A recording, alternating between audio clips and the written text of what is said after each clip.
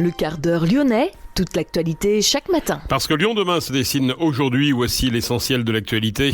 En ce mardi, nous sommes le 24 novembre, une alerte à la pollution de l'air aux particules fines.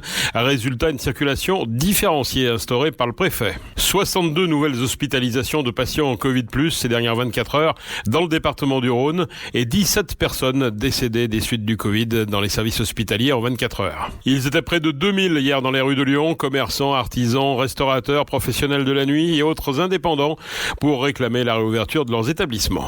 Une grève et un blocage depuis hier matin à Villeurbanne chez Grid Solutions. La gratuité des transports en commun dans la métropole de Lyon a été votée hier matin par le comité syndical du Citral, une gratuité qui s'adresse aux plus démunis. 9 vergers urbains vont voir le jour d'ici la fin de l'année à Lyon. C'était l'une des promesses de campagne des écologistes. Ces vergers visent à amorcer un retour de la biodiversité et surtout à créer du lien social. Explications et reportages dans cette édition. Lyon demain, le quart d'heure lyonnais, toute l'actualité chaque matin. Gérald de Bouchon. Bonjour à tous et bienvenue dans ce quart d'heure lyonnais. Alerte à la pollution de l'air dans le bassin lyonnais. Le temps stable, ensoleillé et froid favorise l'accumulation des polluants.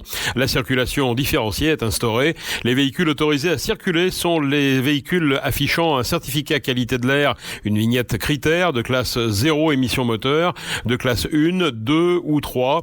Le périmètre d'application de la mesure de restriction de la circulation est constitué par les voies situées à l'intérieur des communes de Lyon, Villeurbanne et Caluire. Météo France estime que pour la première quinzaine de novembre, Lyon a connu une douceur inédite avec une moyenne de 12,6 degrés, supérieure au record de la quinzaine de 12,3 en 2015. La journée la plus chaude a été le 1er novembre, le jour de la Toussaint, puisqu'il a fait 20,7 degrés à Lyon et 20,4 le lendemain. 2 journées extrêmement chaudes pour la saison, même si le record du 2 novembre 1924, 23 degrés, n'a pas été battu. Les températures ont baissé depuis ce week-end grâce à un temps anticyclonique favorable aux inversions de température.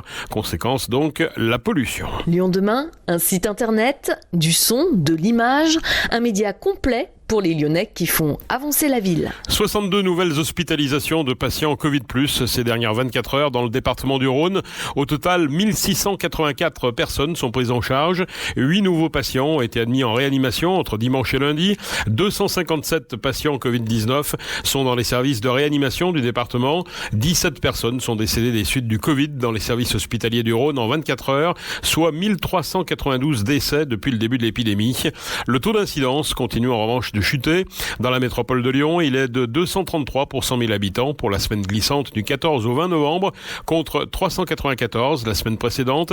Dans le Rhône, le taux d'incidence est de 238 contre 424 la semaine précédente. Pour la première fois depuis le 28 septembre, moins de 5000 nouveaux cas quotidiens ont été enregistrés en France. On dénombrait hier néanmoins 501 nouveaux décès en 24 heures. La France a franchi ce lundi la barre des 49 000 décès depuis le début de la pandémie. Près de 2000 commerçants, artisans, restaurateurs, professionnels de la nuit et autres indépendants sont descendus dans la rue hier entre Bellecour et les Terreaux pour l'acte 4 de leur mobilisation. Brandissant des drapeaux bleu-blanc-rouge, ils ont réclamé le droit de travailler et de vivre de leur activité. La réouverture des magasins ne peut être couronnée de succès que si les restaurants ouvrent également et que si les indépendants retrouvent le chemin du travail, ont estimé les manifestants. Une grève reconductible a été lancée hier matin à Villeurbanne chez Grid Solutions. L'entreprise spécialisée dans la fabrication de disjoncteurs haute tension est une filiale du groupe américain General Electric. Elle est au cœur d'un projet de restructuration prévoyant la suppression de 634 emplois en France, dont 285 sur les 460 postes que compte Villeurbanne. Un plan de sauvegarde pour l'emploi, un PSE, est en cours. Les syndicats dénoncent la délocalisation de la production vers des pays à bas coût comme la Chine et redoutent à terme de voir l'ingénierie et le pôle de recherche et développement quitter à leur tour le sol français. Une manifestation est prévue ce mardi à Perrache, sous les fenêtres de l'hôtel où représentants syndicaux et direction se rencontreront dans le cadre du plan de sauvegarde pour l'emploi. Lyon demain, la radio lyonnaise à écouter partout dans le monde. Un mouton a été retrouvé mort aux Ardillas hier dans le nord du département. Une enquête a été ouverte pour comprendre les circonstances de la mort de l'animal qui n'avait plus d'yeux quand il a été découvert. Aucune trace d'utilisation d'armes blanches n'a cependant été décelée sur le corps. Les mutilations de ce mouton sont moins certaines que dans d'autres dossiers selon le procureur. Une enquête a cependant été ouverte à la brigade de recherche de Villefranche pour sévices et mise à mort d'un animal sans nécessité. Un veau nouveau-né sans vie et mutilé avait été retrouvé samedi du côté d'Amplepuis. La gratuité des transports en commun dans la métropole de Lyon a été votée hier matin par le comité syndical du Citral. 2 nouveaux abonnements seront proposés dès le 1er janvier aux plus démunis. Le solidaire gratuit pour les personnes disposant des plus faibles ressources, bénéficiaires du RSA, de l'allocation adulte handicapé, de l'allocation de solidarité personnes âgées. Environ 130 000 personnes pourraient bénéficier de cette gratuité. Le solidaire réduit au tarif de 10 €, soit 85% de réduction par rapport à l'abonnement plein tarif. Ce solidaire réduit est destiné aux bénéficiaires de l'allocation de retour à l'emploi, de l'aide aux chômeurs créateurs, aux repreneurs d'entreprises ou encore les scolaires boursiers. 70 000 personnes pourraient en bénéficier. Ces mesures s'appliqueront aux conjoints et enfants des bénéficiaires. Le T1 circule à nouveau normalement à partir de ce mardi. Dans le cadre des travaux de prolongement du tramway T2, la ligne de tramway T1 circulait en 2 parties distinctes depuis début octobre, de part et d'autre de l'arrêt Hôtel de Région Montrochet. L'objectif était de permettre l'aménagement d'une zone de retournement pour les futures rames de T2. Ces travaux sont désormais terminés. Lyon demain ? Jardin perché. Un verger urbain par arrondissement, c'était l'une des promesses de campagne des écologistes. Le premier de ces vergers voit le jour à 2 pas de la route de Vienne, dans le 8e, sur le square du 14e régiment de Zouaves. Notez que l'idée du verger en ville n'est pas forcément de nourrir la population, mais le but est davantage d'engager une action pédagogique, d'amorcer un retour de la biodiversité et surtout de créer du lien social. Comme nous l'explique Nicolas Husson, adjoint en charge de la biodiversité et de la nature en ville. On espère que les habitants viendront s'intéresser, mais on sollicitera également les associations, comme je vous le disais, les centres sociaux, les MJC, les écoles également, parce qu'un jardin, c'est une terre vivante, ce sont des végétaux qui sont vivants, qui demandent un entretien, qui demandent du soin quotidien et également en période estivale pour que ces arbres continuent et ces arbustes continuent à vivre et porter leurs fruits. Pour nourrir les habitants, dans un premier temps, dans une ouverture symbolique avec effectivement ce petit verger, mais qui préfigure l'ensemble des terres nourricières que l'on veut créer sur la ville. Une précision que j'apporte, c'est qu'on a vérifié systématiquement pour chaque terrain qui va être ouvert aux habitants et aux conseils de quartier, aux associations et centres sociaux. On s'est assuré de la qualité des sols. Comme vous savez, les sols lyonnais sont le témoignage du lourd passif industriel qu'ils ont vécu, notamment dans le 8e arrondissement où il y a eu beaucoup d'industries. Donc on a vérifié l'état de pollution, on s'est assuré que les emplacements où on a réalisé les plantations étaient compatibles d'un point de vue sanitaire pour ne pas porter atteinte lors de la consommation des fruits et des légumes qui seront réalisés ultérieurement. Donc la qualité des sols est compatible avec l'usage alimentaire. 5 hectares de terrain répartis en 9 vergers accueilleront 1200 plants. Des pommiers, pêchers, néfliers, argousiers, framboisiers et autres groseilliers prennent racine dans le verger du quartier Grand Trou. Ces plantations ont été sélectionnées par les spécialistes du Centre de ressources de botanique appliquée et de l'association naturaliste Anthropologia, avec une préférence pour les variétés anciennes qui ont disparu au fil du temps dans la région.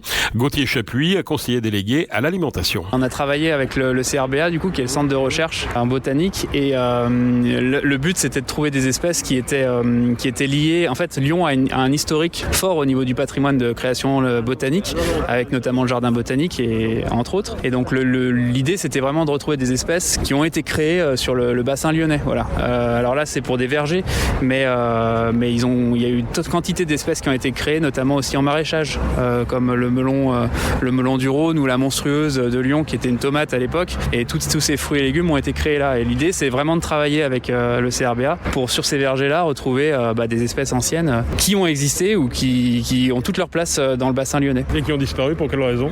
Parce que au niveau de l'uniformisation de toutes ces espèces là, petit à petit on est allé à plus de simplicité et à un calibrage que l'on voulait régulier pour tous les fruits et tous les légumes, et donc cette diversité là petit à petit c'est perdu, mais on y revient en fait. Plus en plus on revient à ça, et on revient à la diversité, à la multitude d'espèces propres à chaque territoire, et en fait c'est dans la logique des choses quoi. Une espèce qui s'adapte à un bassin de vie, et en fait elle est forcément meilleure qu'une espèce que va essayer d'uniformiser pour le monde entier. Quand vous dites recréer du lien autour de ces espaces, ça peut se matérialiser comment ? Envers les jeunes, envers les anciens Tous les éléments en fait, j'allais dire du système alimentaire, vraiment de la graine à l'assiette. Il faut le voir comme un aspect vital vital pour nous pour vivre, mais il faut aussi le voir comme un fort aspect de reconnexion entre les uns et les autres. C'est vrai pour les vergers, c'est vrai pour la cuisine. Quand on mange ensemble, voilà, il y a un lien qui se fait très fort. Et pour les vergers, c'est vraiment ça. C'est autour des quartiers, de planter un verger. Les gens d'un immeuble ou d'un autre vont se demander ce qui se passe, vont descendre, vont commencer à en prendre soin, l'entretenir, voir que ça pousse, que l'on peut se nourrir avec. Et c'est tout ça, et ça va être intergénérationnel. De fait, c'est ce qu'on essaie aussi de faire avec les micro-implantations que l'on invite tous les Lyonnaises et les Lyonnais à faire. Parce que, en fait, en pied d'immeuble, au pied d'un arbre, on va recréer du lien entre les uns et les autres. Et souvent, les jardins partagés ou les vergers municipaux, on l'espère, ont un aspect d'apaisement du quartier. Les gens s'y retrouvent, se font confiance, travaillent ensemble sur un objectif commun qui est en fait de prendre soin des espèces et d'un commun. Et c'est comme ça qu'on recrée du lien. Les micro-plantations, c'est quoi exactement? Comment ça s'organise? C'est quoi? C'est une petite bande de terre au pied d'un immeuble, c'est ça? Oui, ça peut être ça. Ça peut être au pied d'un arbre. En fait, on prend la main sur le fait de replanter. Alors, il faut être plusieurs familles pour se remettre à faire une micro-plantation. Et on a le droit aujourd'hui de replanter à Lyon un peu partout, en fait. Voilà. Et le but est toujours le même, c'est de végétaliser. En fait, la ville va revégétaliser sa ville, va prendre en main ça, mais il faut que ce soit aussi un peu l'affaire de tous et de toutes. Et c'est ça qui est génial dans la revégétalisation d'une ville, c'est que via ces procédés, vous pouvez aussi vous-même faire votre part de revégétaliser votre quartier. Gauthier Chapuis, conseiller délégué à l'alimentation. Les lieux qui ont été retenus pour ces 9 vergers sont proches d'une école, d'une association ou de jardins partagés. Par exemple, dans le 1er arrondissement, le jardin Bonin-Magneval, le square Delphos sur les quais de Saône dans le 2e arrondissement, le parc Chazière à la Croix-Rousse, la rue Madeleine-Fourcade à Gerland ou encore la montée de l'Observance dans le 9e arrondissement.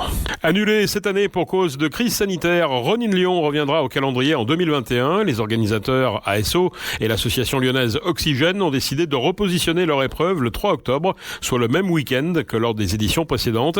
L'objectif serait de réunir plus de 30 000 coureurs, comme en 2019. Reste malgré tout à connaître le cahier des charges souhaité par la nouvelle municipalité écologiste pour les courses de masse.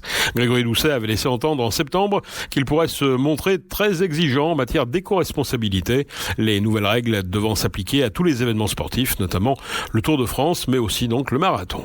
Et puis Soprano remontera sur scène en 2022, pas moins de 4 stades à travers la France, dont le Groupama Stadium. Le Parc OL, ce sera le 11 juin, avant Marseille, Bordeaux et Paris. Les places seront mises en vente pour Soprano à partir de lundi prochain. Merci d'avoir suivi ce quart d'heure lyonnais. On se retrouve demain, même heure, même antenne. En attendant, restez prudents.